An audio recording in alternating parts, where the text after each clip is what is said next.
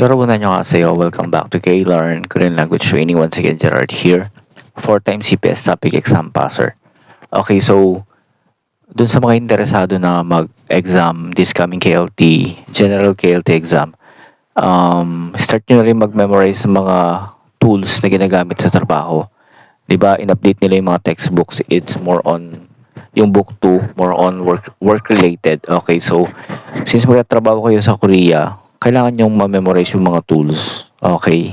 Kasi magagamit nyo sa Korea yan, tsaka itatanong yan sa skills test. Okay? So, tayo sa taas.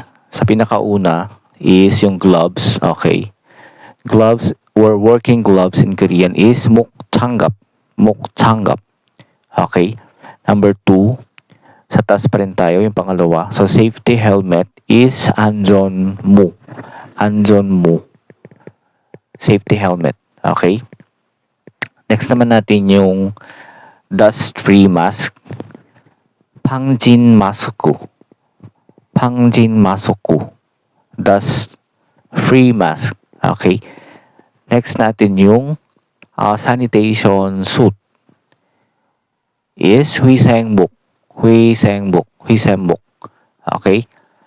Next naman natin yung screwdriver. Screwdriver, ito. Screwdriver. Okay. Screwdriver is 두라이버. 두라이버.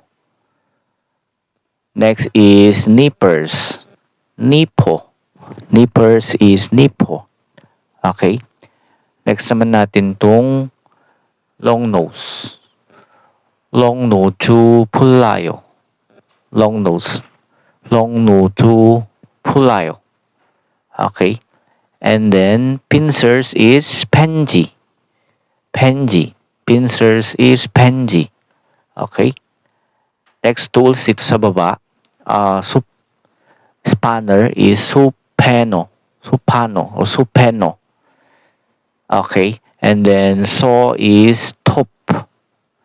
Saw is top. And then hammer is 망치. Hammer is 망치. And then cutter is 칼. Cutter is 칼. Okay. So these are only few of the basic tools that you need to memorize. Okay. Marami po ito. So itatakal natin siya dito. Igagawan ko ng video para at least pwede nyo gamitin itong mga video habang nag-memorize. At least may nagdi-dictate ng mga tools, di ba? So, kailangan nyo to kasi magtatrabaho tayo sa Korea. So, and then yung updated na yung textbooks nila, yung especially yung book 2, more on work-related po siya. Okay? So, thank you so much for watching the video. If you learned something or enjoyed watching my videos, please do follow me as a support. Or you can also find me in the Blue app, K-Learn Korean Language Training. Once again, this is Gerard, 4 times CPS Topic Exam Passer. Till next time. 안녕 여러분. Bye.